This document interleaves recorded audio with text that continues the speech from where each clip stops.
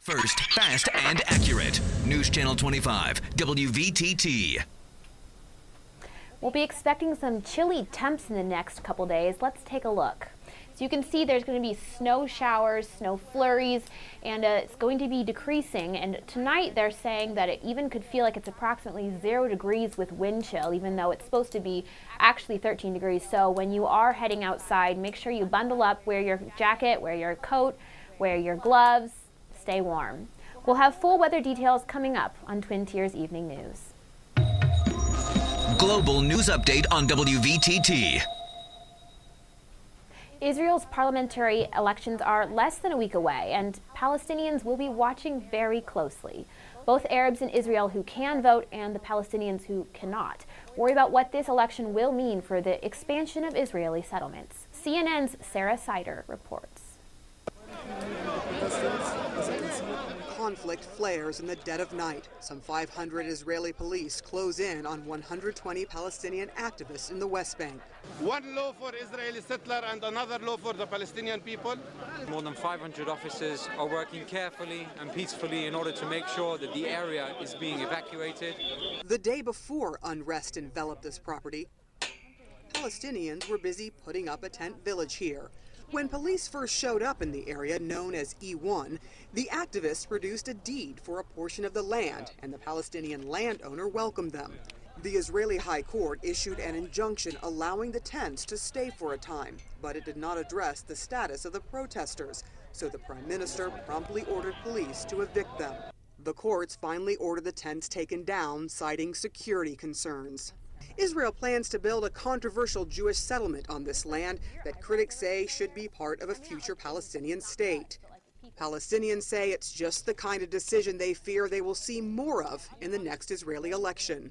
In the last 4 years when was Netanyahu on the government, every day we heard about the plan to build more settlement, and he destroyed all of the peace process. The Netanyahu-led government has long accused the Palestinians of refusing to take part in the peace process. For Palestinians living in the West Bank, the Israeli elections simply bring on more frustration because they know they can't vote, but they know they will also be affected by the Israeli government's policies. But there are Palestinians who can vote in the Israeli election. Arabs make up about 20% of Israel's population. Haneen Zoabi is one of their fiercest candidates. She's the first Palestinian woman voted into the Knesset and is on the campaign trail again. Israel considers itself to be a Jewish state, not a state for all of its citizens.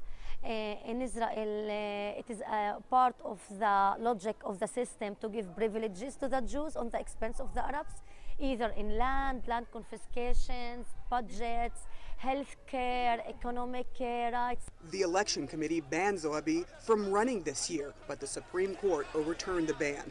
That was imposed because 3 years ago she was on a Turkish ship which tried to break the blockade of Gaza. The exact details of what happened are disputed. Israeli commandos landed on the Mavi Marmara and killed 9 activists and injured many more. Video showed the commandos were attacked and injured as they boarded the vessel. Israel says 2 also suffered gunshot wounds. But activists say they were initially fired on before these pictures were taken. They said, I am a terrorist, and every Palestinian, they call him a terrorist when he fights for his rights.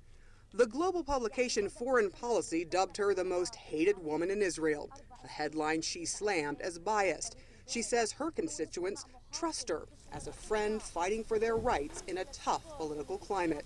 Sarah Seidner, CNN, Ramallah. Well, there was a shower shock in California. One teenager spooked an alleged burglar by hiding out in her shower. Not only was she shocked when he barged through the bathroom door, but so was he. The Stockton teenager spoke with Laura Cole about her terrifying turn of events. Like that at first, and then they started getting girly, like, and doing the girly knocks, and then they started ringing the doorbells, keeping it on for a second.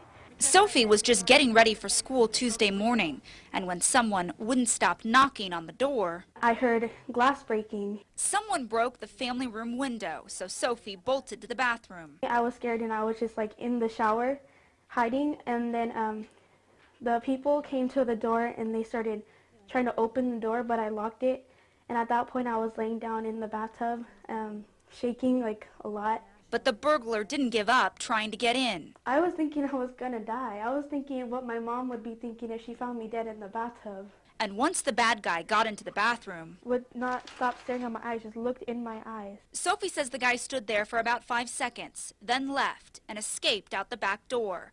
That's when she called 911 and her mother. When I saw this is when my heart just dropped, and I just had to just hug Sophie, just give her the biggest of hugs, because this is a violent act. A violent act that's left Sophie terrified in her own home. They just think someone broke in.